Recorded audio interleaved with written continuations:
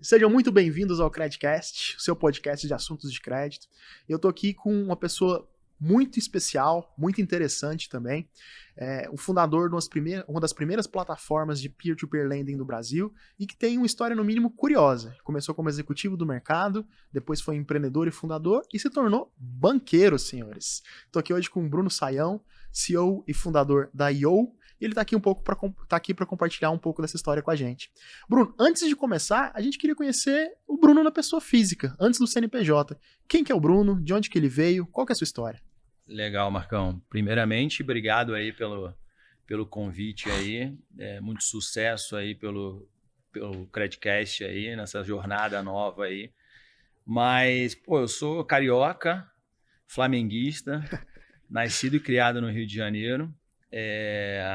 Formei em administração e marketing e em 2008 resolvi me mudar para São Paulo. Eu trabalhava numa empresa de tecnologia no Rio de Janeiro e nós mudamos ali a matriz do Rio para São Paulo, e nessa mudança eles me fizeram um convite para estar assumindo uma unidade de negócios de serviços financeiros dentro dessa empresa.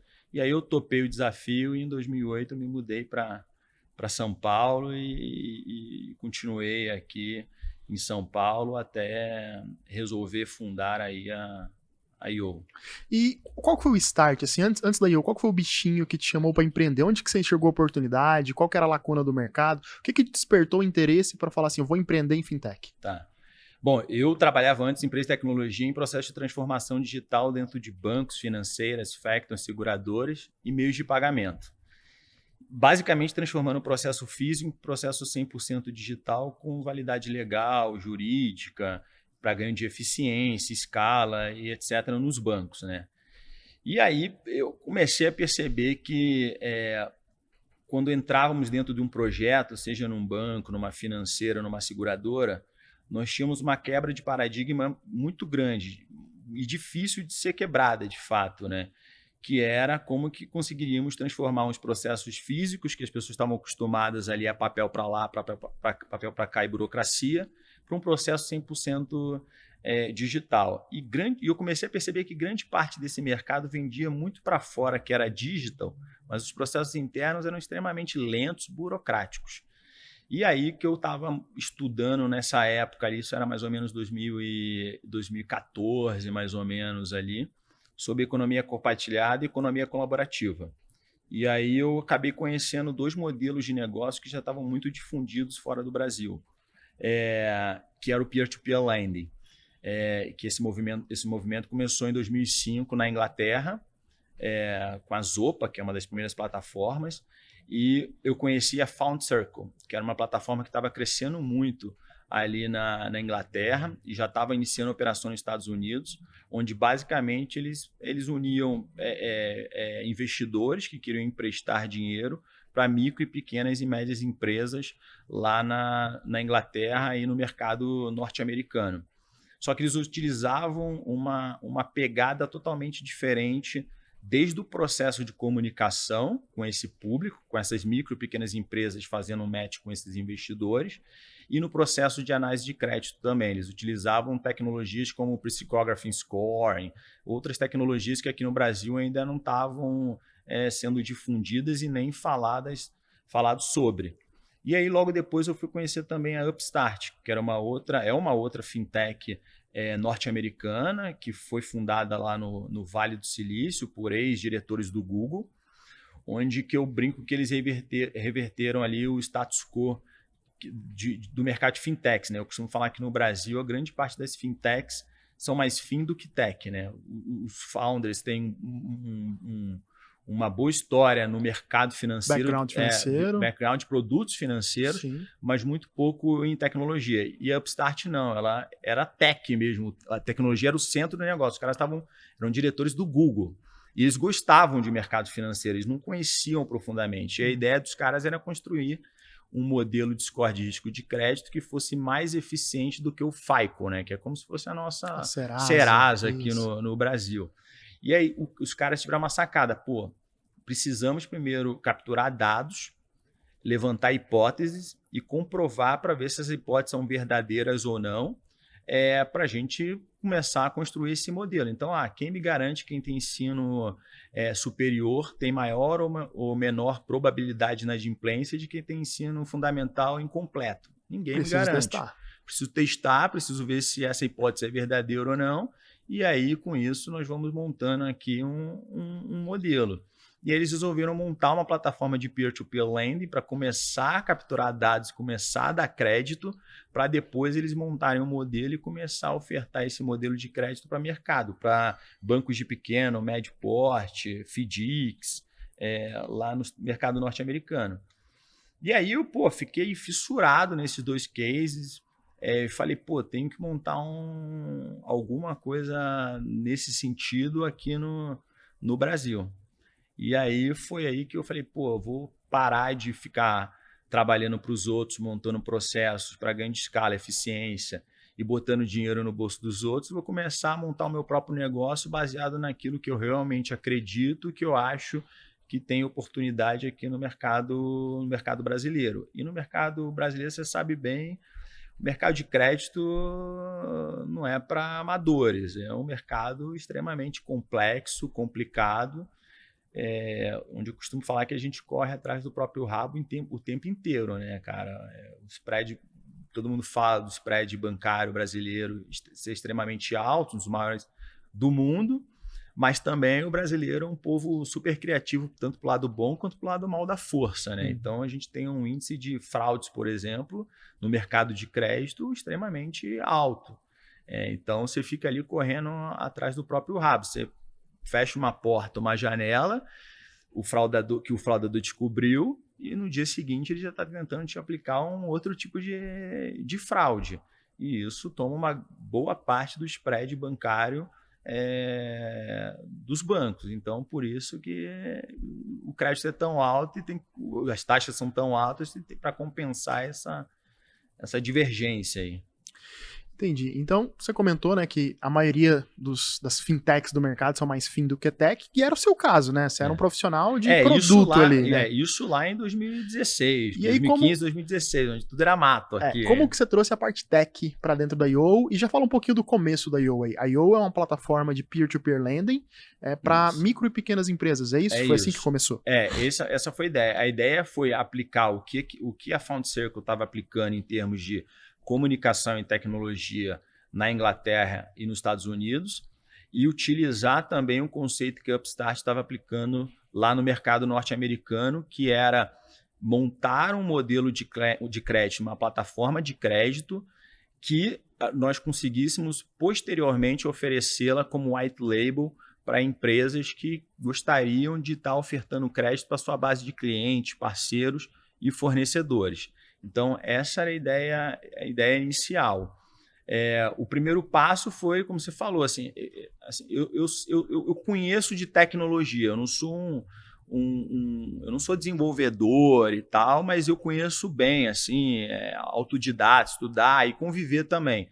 Eu trabalhava muito em processo de transformação digital e eu estava sempre junto com o pessoal de tecnologia ali. O produto sempre é bem perto de tech ali, né? Super perto de tech. Então, eu conhecia, mas eu não dominava isso. E aí eu convidei uma pessoa na época, que era o CTO, que era o Ricardo, para fazer parte da construção da IO. E o Ricardo era um cara que já tinha uma grande experiência no mercado de tecnologia, era um cara muito mais sênior do que eu. Eu estava ali com meus 30 anos, mais ou menos, 20 e pouco, 30 anos, e ele já tinha 40 e poucos anos de idade, uma experiência longa, já tinha criado empresa, foi um cara que criou um dos primeiros home brokers do Brasil e tal. Então eu me uni com o Ricardo ali para a gente conseguir botar a IO de pé, com essa ideia: ser uma plataforma de peer-to-peer lending, unindo micro, pequenas e médias empresas que buscam crédito, com investidores que, a partir de R$500,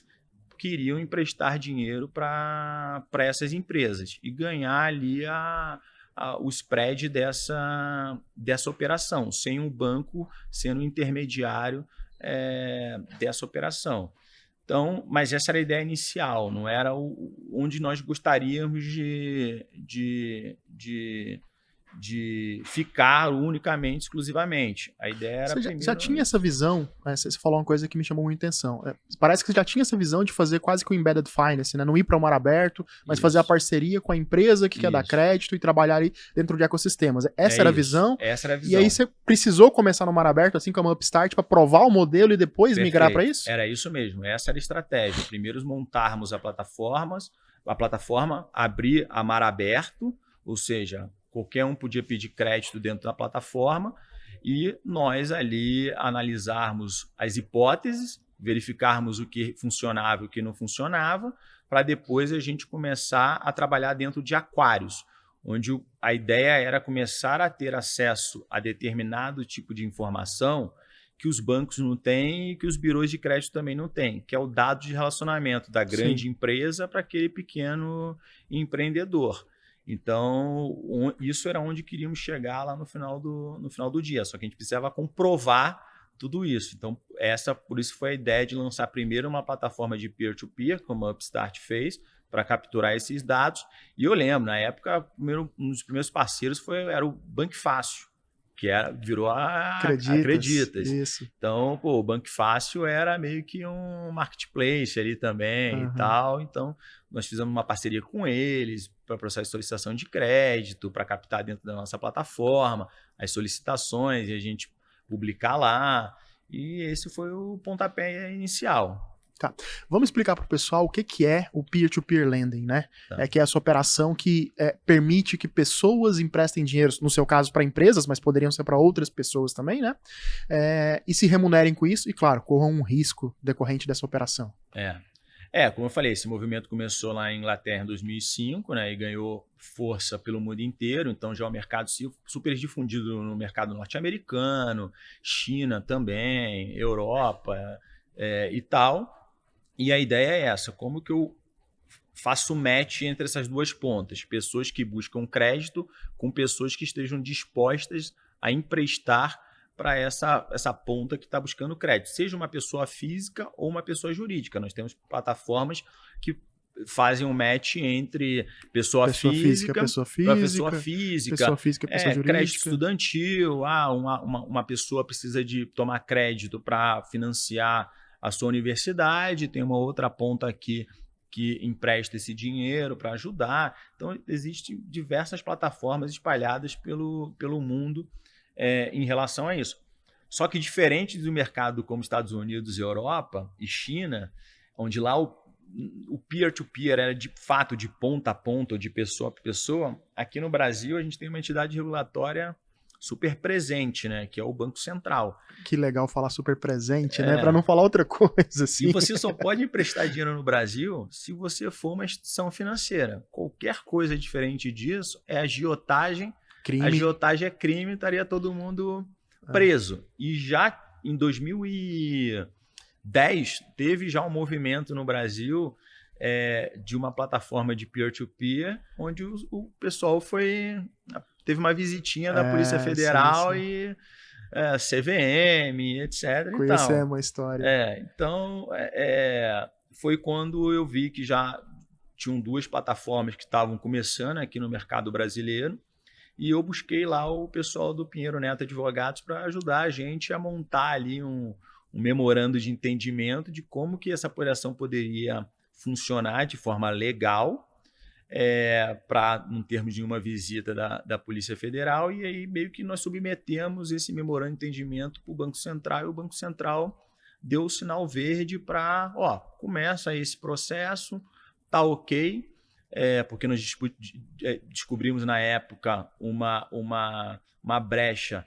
na norma de correspondentes bancários. Então, se nós nos credenciarmos como correspondente bancário de uma instituição financeira, essa instituição financeira formalizaria a operação emitindo a cédula de crédito bancário e realizando a cessão para o investidor. É o que a gente chamava na época de barriga de aluguel, né? A gente pegava emprestado a licença bancária de instituição financeira para poder operar nesse mercado, e foi assim que o mercado de fintech nasceu e foi desenvolvido depois que vieram as legislações, as demais regulamentações, que permitiu também que esse mercado crescesse. Se me contando, parece que Parece não, com certeza isso não foi fácil, né? Você montar uma plataforma que de um lado pega dinheiro do investidor, do outro lado empresta para micro e pequenas empresas, que ainda é um desafio no Brasil. Eu acredito que deveria ter muita tecnologia ali dentro, né, da operação da I.O. Me conta um pouco como que foi isso, né? Construir do zero uma plataforma, como que vocês começaram, como que foram os primeiros pilotos, os primeiros testes? Vocês já começaram a fazer de alguma forma mais artesanal para depois construir a tecnologia ou não? A plataforma já estava pronta, parruda, quando vocês foram para o mercado? Não, começamos totalmente artesanal, cara. Eu lembro que, a primeira plataforma foi um layout de WordPress que nós compramos, editamos ali com a marca da empresa e etc., para lançar e começar a capturar os primeiros leads ali. Então, a ideia inicial não foi utilizar funding diretamente do investidor PF. Quando eu falo, nós fizemos a parceria com o Banco Fácil, por exemplo, na época, e ele era um marketplace, e tinham outros marketplaces também, a FDX lá, Sim, que hoje é a Finpass, isso. do Dan e tal, porque, na verdade, nós tínhamos outros financiadores por trás, né? Nós fazíamos ali meio que uma análise inicial do cara, uma qualificação, uma talvez. qualificação desse lead, passávamos para Banco Fácil ou para FDX na época, eles avaliavam, e aí por trás existiam os financiadores que que davam o dinheiro, que era uma instituição financeira de fato. Então, a primeira parte do processo que você quis testar foi a aquisição, se realmente o cliente se interessaria por aquela proposta de valor, né? E aí conseguiram fazer isso através de parceiros. Vencido essa parte, depois o que vocês construíram, o que foi os próximos passos? Aí nós partimos para a parte de pessoa física, né? Como é que eu começo a falar sobre esse mercado para pessoa física, para o investidor pessoa física, dizendo para ele que não é agiotagem, é um negócio sério, um negócio novo, que já é muito difundido fora do Brasil e que a gente está trazendo agora para o mercado brasileiro. Então, a gente começou um processo de educação nesse mercado, de, identificar onde estavam esses investidores, e aí estava também crescendo a parte de equity crowdfunding também no Brasil também. Então, a gente acabou abrindo essa porta de entrada para os investidores realizarem também o cadastro inicialmente. E aí, o segundo step foi assim, vamos partir para algumas operações onde que a gente coloca o nosso próprio dinheiro. Começaram com capital próprio ali para provar que dava certo. Isso, nessas operações. E aí, e por trás a gente estava construindo toda a plataforma. Então, toda a parte. Na época, você encontrar um bancarizador era uma coisa difícil. Você tinha, por exemplo, a Socinal fazendo OAV, né, que é uma operação ativa vinculante, que é um processo complicado, e ela já tinha a Nexus e a Biva fazendo isso. Ela não conseguia, por exemplo, receber um terceiro player para fazer esse mesmo tipo de operação, porque tem um operacional grande por trás. Então, até que um professor da GV, o Gilberto, me apresentou o Benítez, o Carlão. Carlos Benítez, o Carlos Benítez, figura da Money Plus. Eles estudaram juntos e tal, e me apresentou ele, e eu fui lá falar, Carlão, eu preciso fazer uma operação aqui, queria uma ajuda. Eu já tinha batido em várias outras instituições no mercado. Aí eu falei, queria uma ajuda. Ele estava revivendo ali a Money Plus ali e tal. Ele falou, eu vou te ajudar, eu topo. E aí ele começou a fazer esse processo de bancarização dessas operações ali para a gente, na raça inicialmente. E aí cada vez mais foi crescendo, porque a gente...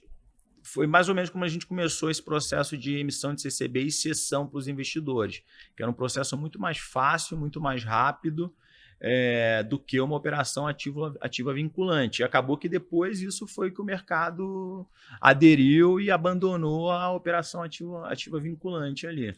Lembro que no começo não tinha API para você se integrar na barriga de aluguel na instituição financeira, né? Eles tá aqui, se vira, né? Se vira. E faz o que der para fazer aí, e ainda assim, né? Você construiu uma empresa que foi pro exit, que deve ter feito milhões de operações. Grandes números da I.O., pra gente ter noção do tamanho, né? Eu sei que vocês fizeram uma trajetória fantástica, né? Mas o que você pode compartilhar com a gente em quantidade de operações, talvez em quantidade de empresas que vocês atenderam na plataforma, tamanho de equipe?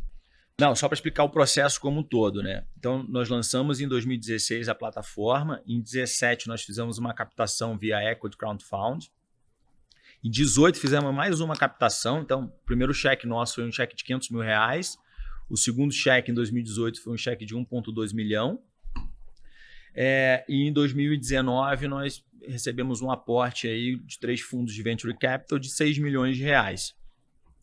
Então, nesse processo todo, nós tínhamos uma carteira de mais ou menos uns 20 a 30 milhões de reais ali, mais ou menos. Até 2019. Até 2019. Até final de 2018, início de 2019. Que para micro e pequena empresa é uma carteira gigantesca. O nosso ticket médio lá era super baixo, né? Então, nós tínhamos ali mais ou menos uns 15 mil investidores cadastrados, alguns bi de reais em solicitações de crédito, e isso aí mais ou menos entre 20 e 30 milhões de reais em créditos de fato cedido, né? Então o índice de aprovação era extremamente baixo lá, porque nós estávamos ainda antes nadando até 2018 nós ficamos nadando em mar aberto até que a gente começou a mudar a estratégia para parceria estratégica via grandes empresas. Que era a ideia inicial que você tinha tido, perfeito. Mas desde então você precisava construir o modelo, construir a empresa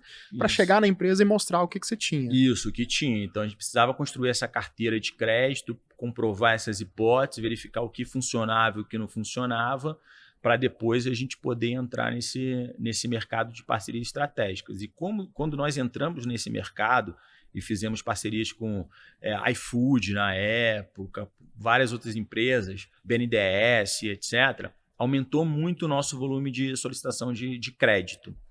E aí nós resolvemos mudar a estratégia e partir para um funding institucional. Foi quando nós recebemos esse aporte em 2019 desses 3 fundos de Venture Capital de 6 milhões, para a gente conseguir estruturar melhor a empresa, investir mais em tecnologia nessa questão de análise de dados do relacionamento da empresa para aquele pequeno empreendedor e começar a capturar um fundo institucional. Então, a ideia foi montar uma securitizadora e emitir uma debênture privada no mercado, que era um movimento que já tinha algumas fintechs já que estavam fazendo isso no mercado, e nós achamos que já estava na nossa hora, porque a gente estava com uma quantidade de solicitações de empréstimo muito, muito grande e não tinha fund na outra ponta de investidor pessoa física para conseguir sustentar. Um investidor, com R$500, ele investia lá na nossa plataforma. Então, nós emitimos essa debênture privada e aí eu fui fazer o showroom aí, ir para mercado para apresentar o projeto para institucionais agora. Para institucionais. Então, family offices, bancos de pequeno, médio porte, gestoras de recursos e tudo mais, para ver se alguém tinha interesse em investir nessa nossa debênture privada ali. Até que eu fui bater na porta lá do pessoal do Voiter, que era o antigo Banco Indusval, né? O Banco Indusval era um banco já conhecido no mercado brasileiro, muito focado no mercado agro, que tinha capital aberto na B3. Eles tinham feito uma OPA, fechado o capital, e estavam num processo de turnaround ali dentro do banco, e tinham mudado o nome de Indusval para Banco Voiter, banco de atacado, banco de investimento, de atacado, operações estruturadas e etc. E eu fui fazer o meu pitch ali para o management do banco, explicando o que é I.O., qual era a estratégia de trabalhar via parcerias estratégicas. Nós tínhamos também assinado um contrato recente com a AES Brasil também, para a gente fornecer crédito para o processo de migração para o mercado livre de energia. Então, estava iniciando esse processo no Brasil, a AES foi uma das pioneiras a entrar nisso. Então, essa era a ideia inicial. Até que a gente está falando final de 2019. Nós recebemos o cheque no início de 2019 dos fundos. Então, no final, fui bater lá no Voiter e eu fui surpreendido no final do dia. Falei assim, a gente não tem interesse em investir nesse tipo de ativo, não faz parte do portfólio do banco, não faz parte do nosso apetite de risco aqui investir em uma debênture privada para um crédito clean. Era um capital de giro clean, sem garantias, somente aval dos sócios, então é um negócio extremamente arriscado, né? Sim. Então, não faz parte, mas, pô, Sayão, a gente gostou muito do modelo de negócio que está montando, da tecnologia, e a gente gostaria de fazer uma proposta, na verdade, de aquisição da I.O. e não de, pô, entrar na debênture. E aí, pô, estava com pouco tempo de captação, falei que seria uma operação muito difícil, porque, pô, os fundos haviam acreditado, Acabado de entrar, acabado né? de entrar, e o fundo não entra para ficar um ano dentro da empresa. E até que a gente, pô, eles botaram uma proposta na mesa. Foi uma proposta. O meu sócio, o Ricardo, já tinha saído nessa época já, porque era uma época de, pô, pandemia também e tal. Ele já tinha saído da empresa, eu estava como founder solo ali, tocando. Aí eu estava com mais ou menos 36 pessoas nessa época no time ali. Uma pandemia, pô, ninguém sabia qual era o futuro. O processo de solicitação de empréstimo decolou. A quantidade de empresas querendo tomar crédito aumentou muito. Só que na outra ponta a gente não tinha investidor, porque o cara não sabia o que seria do dia de amanhã. Sim. Então ele falou, pô, cara, a última coisa que eu vou colocar dinheiro é uma empresa que tá fechada, né? A empresa que vai ficar fechada durante a pandemia. Eu não sei nem o que vai acontecer e tal. Então secou o fund na outra ponta. Eu vi isso como uma, pô, grande oportunidade da gente conseguir aumentar e multiplicar o impacto que a I.O. ia causar nesse mercado, que era se associar com um banco onde resolveria o problema de funding, entendeu? O custo de capital extremamente mais barato do que uma... Também te ajudaria na bancarização, na barriga de aluguel com o próprio banco. Com o próprio banco, ou seja, eu deixava já uma margem do nosso negócio com o bancarizador, eu, pô, colocaria essa margem para dentro da receita da empresa, porque eu teria o banco para fazer o processo de bancarização. Então, pô, apareceu ali um deal interessante ali, eu comecei a avaliar se fazia sentido ou não, e levei isso para os fundos, para ver se eles topariam seguir ou não nesse negócio. E deu certo, né? Então foi assim que você acabou se tornando banqueiro. Mas a gente vai contar um pouco mais dessa história logo em seguida.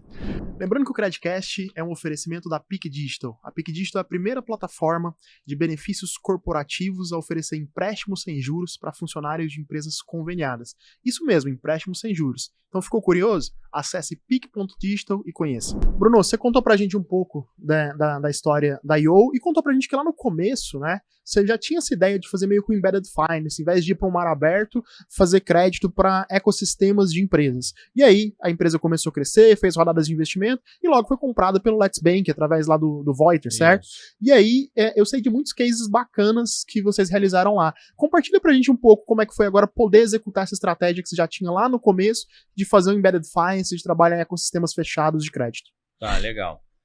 Quando o Voiter Let's Bank compraram a I.O., a estrutura que tínhamos lá dentro do banco era o Voiter era o banco, vamos dizer assim, mãe do conglomerado, e o Let's Bank, que na época se chamava Smart Bank, na verdade, era um banco subsidiário dentro dessa estrutura. E esse Smart Bank, na época chamava Smart Bank, ele era oriundo de uma licença de um banco chamado Intercap, que o meu sócio lá no banco, que era o Roberto, ele tinha vendido essa licença para o Indusval. Com isso, ele se tornou acionista do Indusval, e aí ele aportou um determinado capital e virou acionista majoritário ali do Indusval, que migrou para a Voiter e ficou com essa licença lá do Intercap, que havia virado Smart Bank. Então, quando o banco compra a I.O., a ideia era pegar essa licença do Smart Bank, que era o nome na época, e transformar num banco 100% digital, voltado para o público de micro, pequenas e médias empresas, só que não um banco que nadaria em mar aberto, um banco que faria parcerias estratégicas com grandes empresas, e essas empresas iam ofertar os produtos e serviços financeiros do banco para sua base de clientes, parceiros e fornecedores. A grande vantagem era que, nós éramos um banco, uma licença de banco múltiplo ali. Então, nós conseguiríamos ofertar toda a gama de produtos e serviços financeiros. Então, quando eles compraram a IO, a ideia foi isso: a IO vai virar nossa Creditech aqui dentro, ou seja, quando o assunto for processo de crédito, onboarding de crédito, análise de crédito, cobrança e etc., isso vai ficar com o time da IO, alimentando e fornecendo tecnologia para o banco, para o Let's Bank, conseguir ofertar isso para os parceiros estratégicos. Então, esse foi o processo que nós começamos lá dentro do Let's Bank. O primeiro passo foi mudar o nome de Smart Bank para Let's Bank e anunciar essa nova estratégia para o mercado. E aí nós tínhamos alguns cases muito interessantes, né? Nós éramos parceiros da OMI, por exemplo, o RP, onde nós levamos o banco para dentro do RP. Então, nós brincávamos ali na época que no final do dia nós queríamos eliminar o Alt-Tab do teclado, né? Do empreendedor sair do RP para entrar no Internet Bank para pagar uma conta. Por que ele não podia fazer isso diretamente dentro do RP dele? Então, isso que nós fizemos, levamos o banco para dentro do RP. Então, um cliente da OMI conseguia emitir um boleto, efetuar uma TED, tomar um crédito diretamente dentro do RP sem precisar entrar no Internet Bank para estar fazendo essa operação. Então, nós começamos justamente a trabalhar nesses cases ali dentro. Então, nós fizemos parceria com a Coca-Cola, com a Sorocaba Refrescos, que é uma das franquias da Coca-Cola no Brasil, para ofertar crédito para os bares e restaurantes ali, para comprar produtos da própria Coca-Cola. Fizemos parcerias com Contabilizei, com a Heineken também, para a gente dar crédito também para os bares e restaurantes que compravam produtos da Heineken. Então, e sempre com a ideia de seguinte, principal no ponto de vista de crédito: como eu consigo utilizar os dados do relacionamento para eu tomar uma melhor decisão de dar ou não crédito para aquele cliente. E era um crédito para um fim específico, não é um crédito para aquele empreendedor, para aquela padaria, para aquele bar usar para comprar a televisão, para pagar a escola da filha. Para pagar a fatura de compra daquele cliente. Então, a ideia é sempre dar um crédito para um fim específico dentro daquele nosso parceiro. E utilizar esses dados. Há quanto tempo esse cara é cliente desse grande parceiro nosso? Ele já teve inadimplente ou não? Qual a sazonalidade dele? O que ele compra mais? Qual o impacto desse meu parceiro no faturamento global dessa empresa, então desse restaurante, desse bar? Então, nós utilizávamos esse tipo de informação para tomar a decisão, e não único exclusivamente qual o score dele no birô, ou se ele tem algum protesto em nome, ou se tem alguma negativação. Então, a gente acabava utilizando esse tipo de informação para tomada de decisão. E aí, pegando todo o ciclo de crédito. Então, originação do crédito, processo de análise de crédito e o processo de cobrança e recuperação desse crédito ali. E utilizando o funding do Let's Bank para poder fazer e seguir com essas operações. E quando você compara o começo da IO, né, trabalha no mar aberto com essa estratégia de trabalhar em ecossistema fechado, às vezes até mesmo integrado dentro das duas plataformas, é visível nos resultados da carteira de crédito a eficiência desse modelo de se trabalhar com dados integrados e trabalhar em ecossistemas? Sim, principalmente no quesito fraude. Porque quando você está dentro de um ecossistema e você tem um histórico ali, você sabe que aquela empresa existe, que aquele empreendedor existe, e que, não é um terceiro se passando por ele. Quando você vai para o mar aberto, você não tem essa certeza. E bem ou mal, como nós fazíamos parcerias com grandes empresas, essas empresas tinham processos também de KYC, um mínimo que seja ali, eles tinham um processo de avaliação. E tinha sempre um vendedor em contato com esse cliente. Que vai lá na porta. Que vai lá na porta. É isso aí. Então, só aí você já consegue eliminar um grande fator quando você está em mar aberto, que é o fator fraude.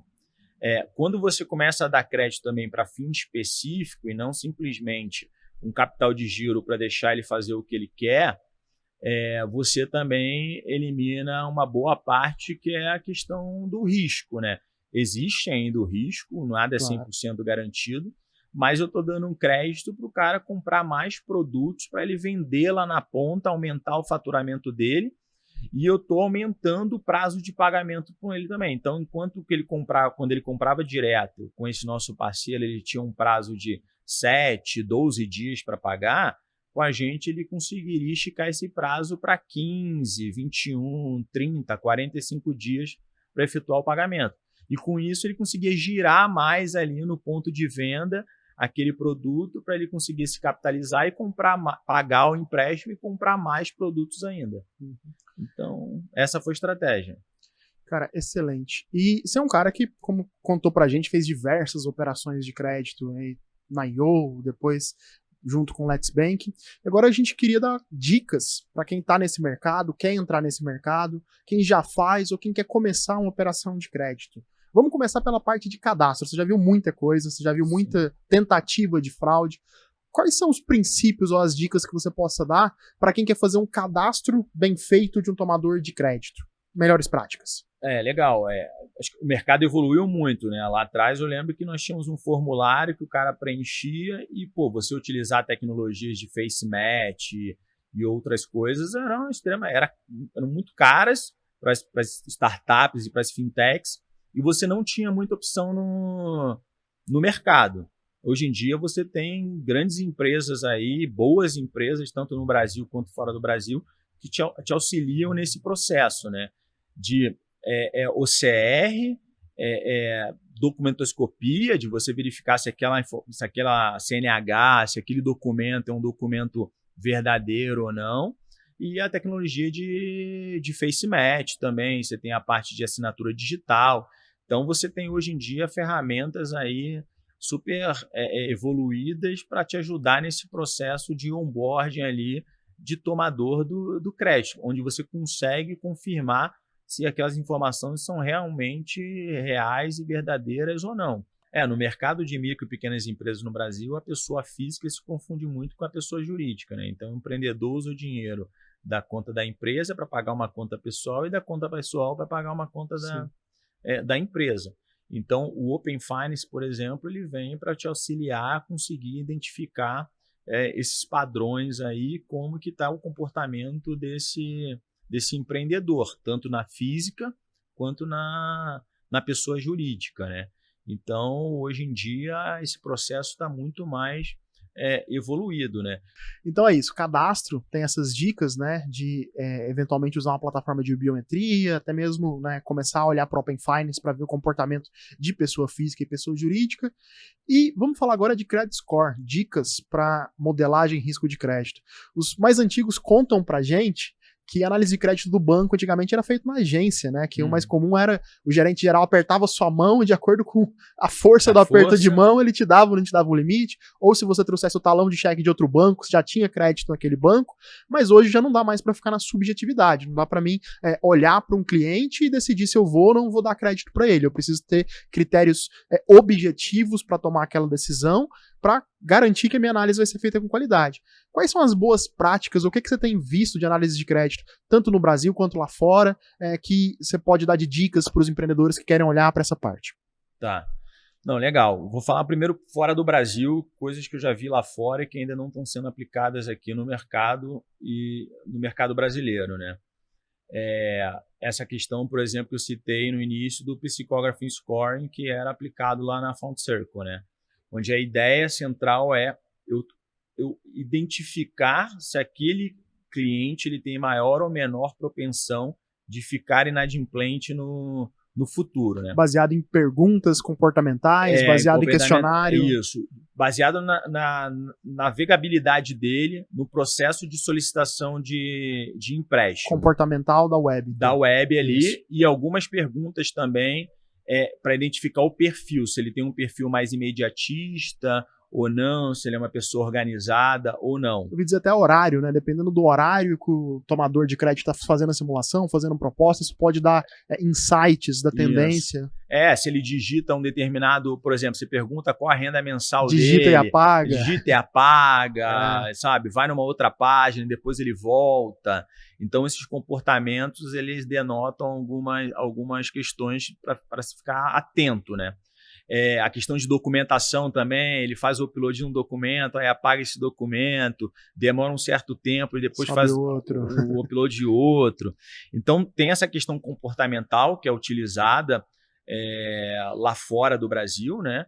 Tem a parte eles chamam de fingerprint ali do celular, né? Sim, o rastro digital e etc. Né? Tem cases fora do Brasil que faz a própria, assim, os aplicativos que você tem instalado, pessoas que falam muito com entes familiares próximos têm uma menor propensão de inadimplência de quem é mais afastado e tal.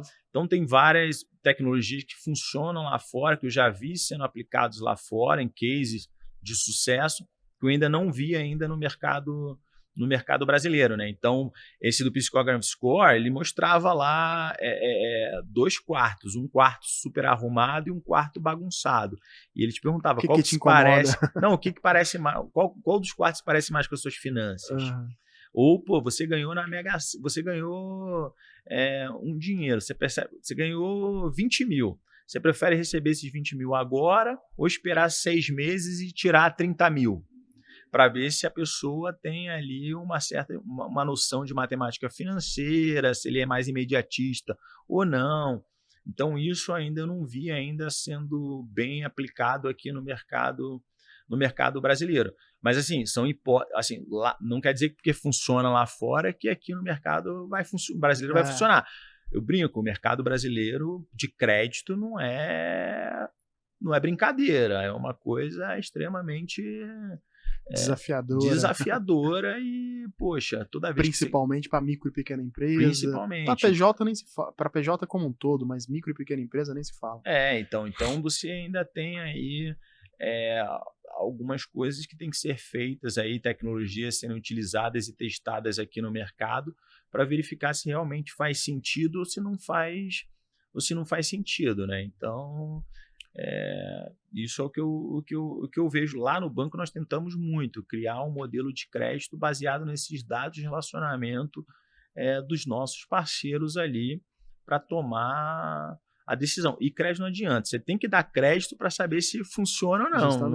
Não adianta, você tem que gastar um dinheiro. Ficar só na teoria não traz resultado. Então, tem vezes que você vai ter que tomar um tombo para aprender o que eu aprendi com isso, quais são os aprendizados, o que eu ajusto para poder seguir a vida e manter uma operação rentável financeiramente. Mais uma dica agora, falando da parte de cobrança. É incrível a quantidade de empreendedores ou de operações de crédito que eu já ajudei, eu já dei mentoria, que pensaram na operação de crédito, às vezes pensaram até na fase inicial, na fase de aquisição de clientes, pensaram na modelagem de crédito, mas disseram, cobrança a gente vai ver depois, quando eu começar a conceder crédito, aí eu olho para a cobrança. E aí quando chega na fase da cobrança, não consegue acertar o jogo, né? E, desculpa o francês, o cara se dá muito mal, para não falar outra coisa. Que dica você dá para essa etapa de cobrança para os empreendedores ou para as empresas que querem se envolver ou já estão envolvidos no processo de concessão de crédito? Dar crédito é fácil, difícil é cobrar. Receber, né? Dar crédito, todo mundo quer crédito, né? Então, o difícil é você cobrar. E nós já tivemos cases aí no mundo de fintechs, principalmente, de players que deram muito dinheiro e não faziam, por exemplo, validação de telefone, por exemplo, de cadastro, de fato, e quando ia cobrar, o cara não existia, aquele número não existia, não conseguia contato. Então, acho que a dica é para esse cara, começa ao contrário. Começa primeiro, no cadastro, né? Começa primeiro o cadastro, estruturando todo o seu processo de cobrança, de como que vai funcionar, como que você vai entrar em contato com esse cliente, como que você vai ser assertivo e toda a parte também de automação desse processo, né? Porque depois você vai atingir um certo volume que você não vai conseguir ficar ali ligando para o cara ou um a um e atuando em cima dele. Então, e hoje em dia, com o WhatsApp, você vai me cobrar no WhatsApp, eu vou lá e te bloqueio, amigo. Acabou. Você vai me ligar, eu vou lá e te bloqueio. Porque os telefones hoje em dia têm essa opção. Então, poxa, como que eu consigo, primeiro, efetuar um cadastro onde eu confirme que aquela pessoa é ela mesma, que as informações são verdadeiras, são fidedignas, como que eu seleciono os melhores para dar crédito e como que eu depois consigo cobrar esse cara de uma maneira eficaz que realmente funcione. Entendeu? Tem muito case de IA, de inteligência artificial, falando um pouco até dessa parte de cadastro, né? Uma vez eu vi um case que ele direcionava os procedimentos de cobrança de acordo com os dados que foram feitos no cadastro. Por exemplo, se um cliente ele colocava no cadastro que ele era DJ, se presumia que ele ia trabalhar à noite, queria dormir até um pouco mais tarde. Então as ligações de cobrança eram feitas de forma mais assertiva no processo da tarde. Eu acho que isso faz todo sentido. Cases de inteligência artificial em crédito. A gente está aí no mainstream da IA, né? Todo mundo está falando que está aplicando IA para alguma coisa. O que você tem visto de concreto nesse mercado? A tecnologia de inteligência artificial, ela vem ganhando proporção recentemente, né? Não tem poucos anos ainda.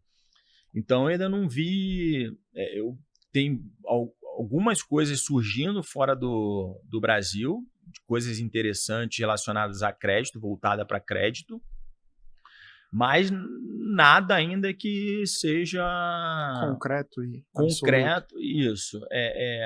Israel tem algumas plataformas interessantes, o mercado nos Estados Unidos também tem plataformas super interessantes surgindo também e envolvendo inteligência artificial para o processo de tomada e decisão de crédito, né? Foi até por isso que, quando eu saí do banco, resolvi estruturar alguma coisa nesse mundo, né? Como que eu conseguiria unir processo de tomada de risco, de decisão, com tecnologia de inteligência artificial e no-code, plataformas de no-code. Então... Entendi.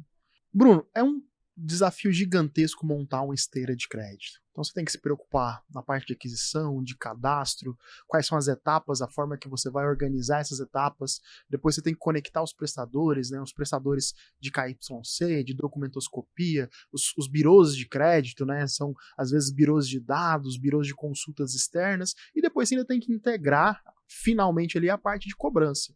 E eu fiquei sabendo que você está numa nova empreitada que vai facilitar esse processo de construção de esteira de crédito, de análise de crédito mais inteligente, automatizada. Compartilha com a gente.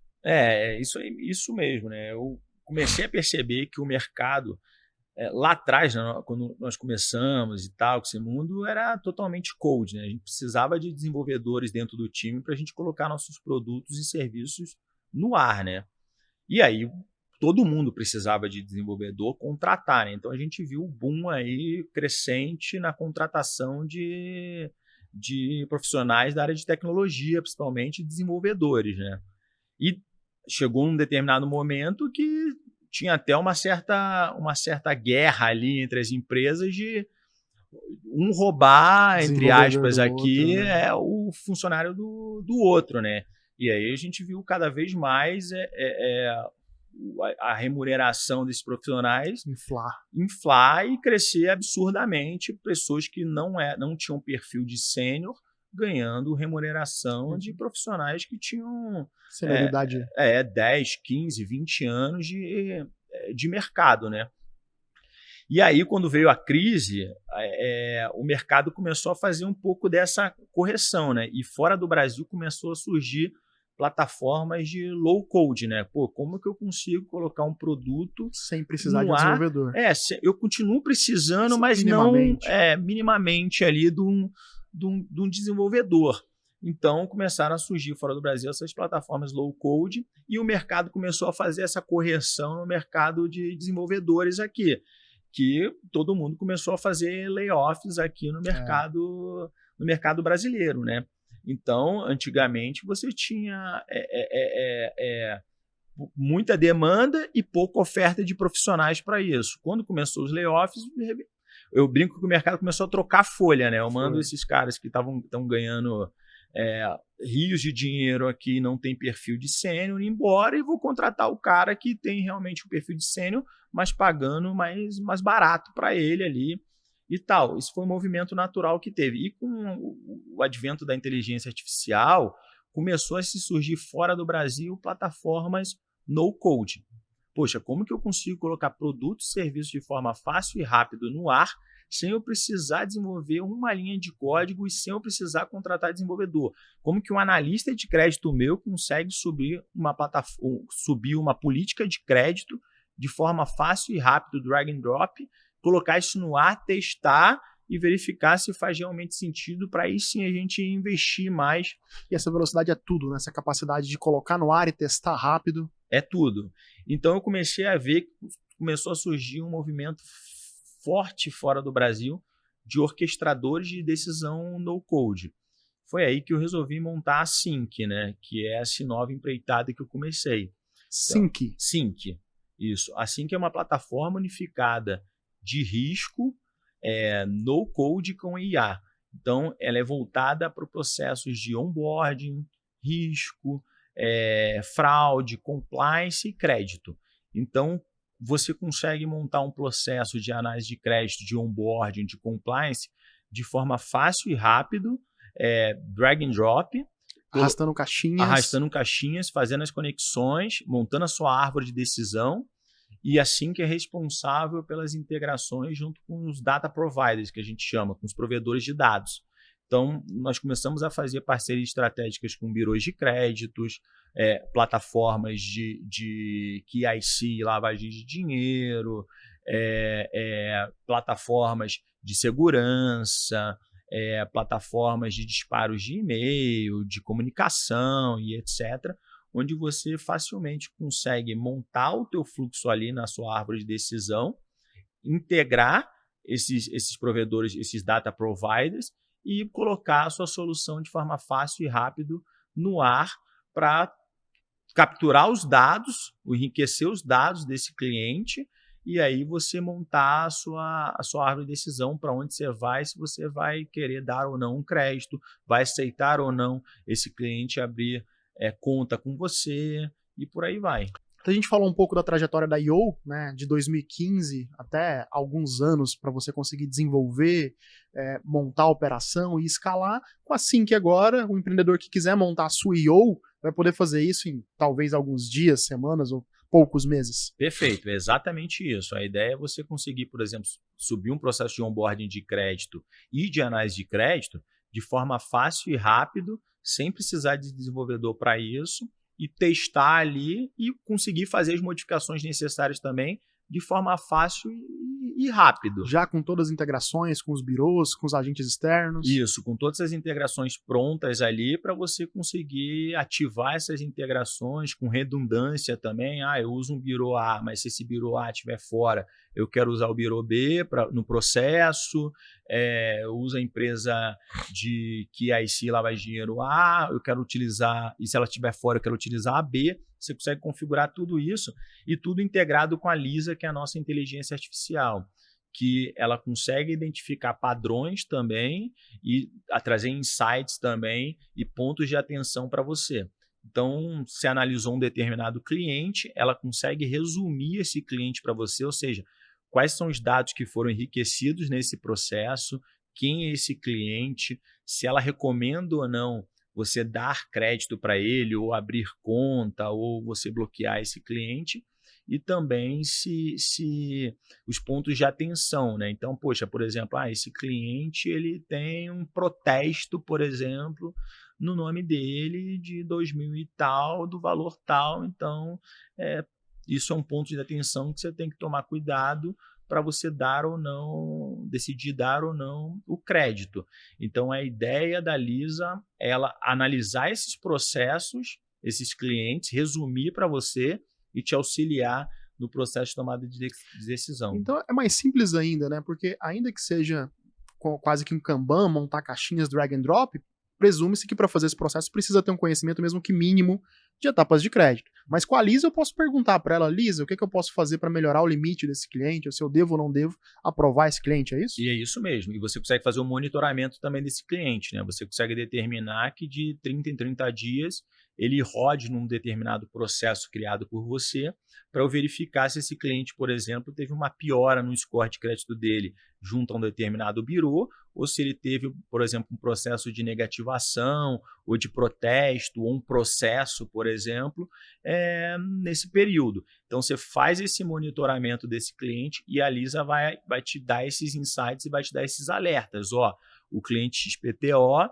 ele acabou de ser negativado por um determinado birô, então eu recomendo que você Faça uma redução de limite. faça uma redução de limite ou atue previamente no processo de recuperação desse crédito que você deu para ele. Estenda o prazo, faça uma renegociação. É isso aí, perfeitamente. E aí a ideia é a gente cada vez mais evoluir com a Lisa para o processo também de identificação de documentos também. Ela ajudar você também no processo de identificar anomalias num determinado documento, se ele é um documento real ou não, se resumir aquele documento. Então, a gente está trabalhando agora na questão de digitalização do balanço e DRE, da Lisa poder fazer esse processo de digitalização de balanço, DRE e extrato bancário, e aí ela monta um grande dashboard com os principais KPIs dessas informações para te auxiliar no processo de tomada de decisão.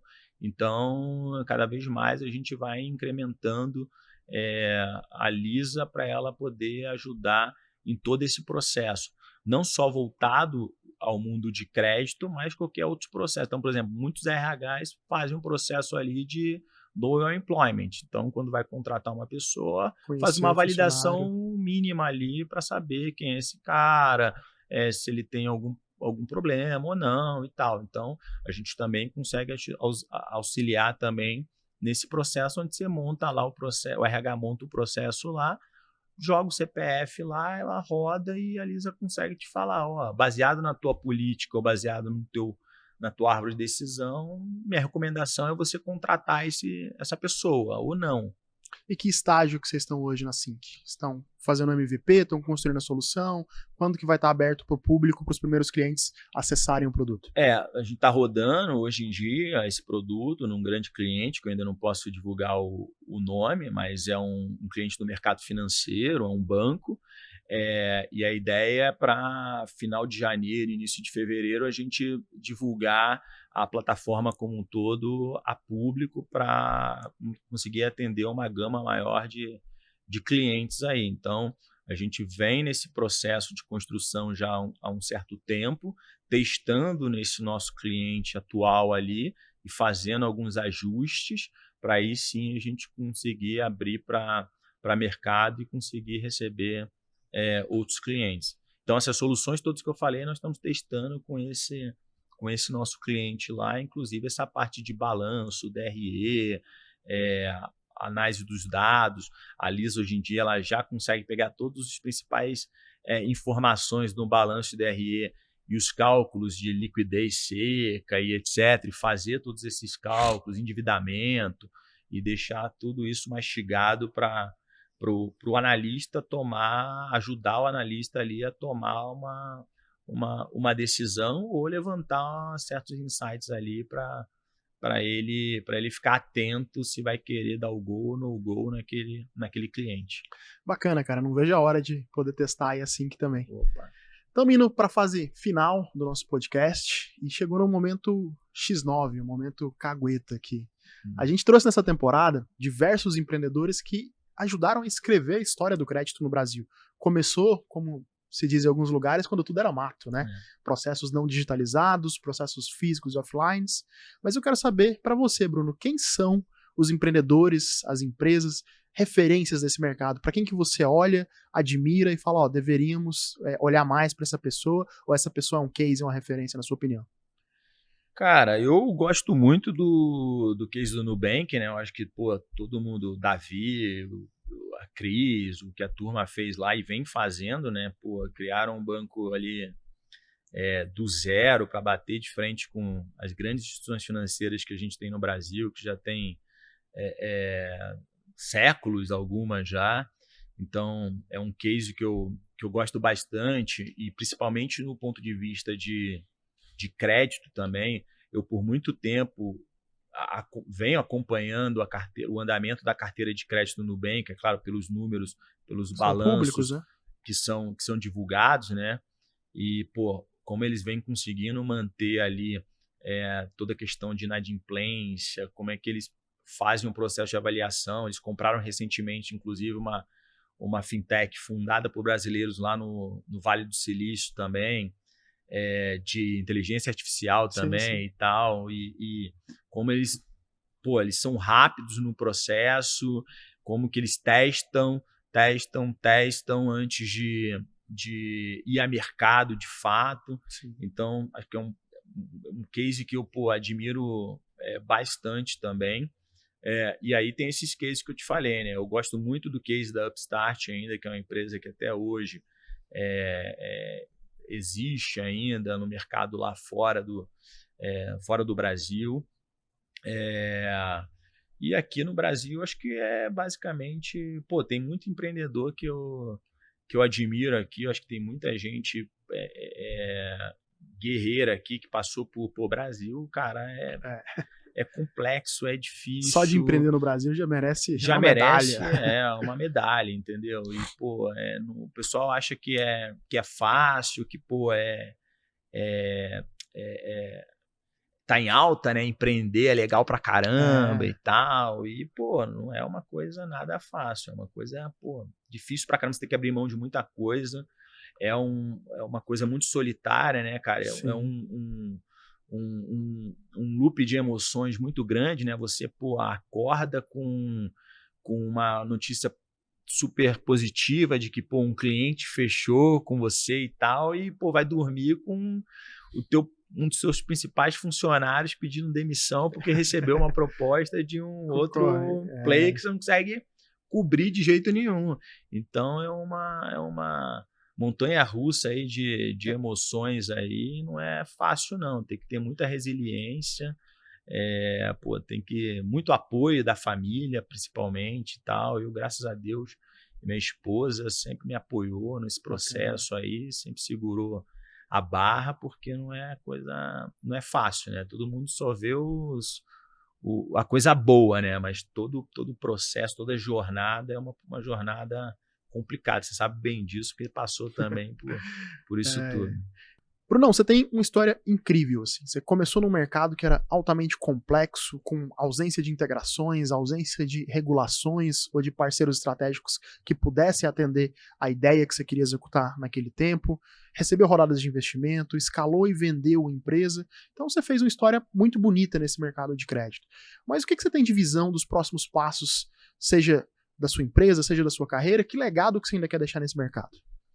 Eu acho que bom, eu tive bastantes aprendizados aí ao longo dessa minha jornada aí. Errei muito, muito mais do que acertei, né? E acho que a grande questão é você aprender com os erros, né? E não repeti-los ali. Então, e eu vejo que a ideia na Sync é justamente a gente já montar algo grande no mercado que é altamente escalável, que tem muita demanda. E aí eu não falo só a nível Brasil, eu falo a nível América Latina e mundo até. Sim. Então, a ideia é montarmos algo agora de fato grande e perene, que a gente consiga aí deixar para a eternidade aí, que meus filhos possam viver isso também. E meus filhos têm 9 anos hoje em dia, então eles não entendem muito bem essa jornada toda e etc. Então é isso. Eu acho que eu confio muito na Sync. Eu acho que é um negócio melhor do que eu criei na IO, é um melhor negócio do que o Let's Bank, e por isso que eu resolvi investir o meu capital nisso, o meu tempo nisso, força nisso, para a gente conseguir aproveitar esse novo mercado aí, esse novo momento da inteligência artificial. Acho que tem muita coisa ainda para crescer e para acontecer nesse mercado de inteligência artificial. É só a ponta aí do iceberg, ainda tem muito avanço e eu quero estar na crista da onda ali. Eu quero surfar isso aí e fazer assim que ser reconhecida aí por todas como uma das pioneiras aí no mercado brasileiro, principalmente, de plataforma unificada de decisão de risco, no code com IA, todo mundo utilizando de forma fácil e rápida e ajudando a criar outros empreendedores, né? Foi o que você falou, o cara lançar algo, não tem dinheiro para montar e sustentar. Se você souber quantas pessoas tem que ter por trás de um banco para você estruturar um processo de onboarding, de abertura de conta, quantas integrações tem ali, quantas pessoas, quanto tempo e tal, é uma coisa inacreditável. Sim. Entendeu? Então... muito legal, cara. De antemão, desejo aí todo o sucesso do mundo para você, para a Sync. Eu não vejo a hora de poder testar também a plataforma. E a gente vai encaminhando agora para os momentos finais do nosso episódio.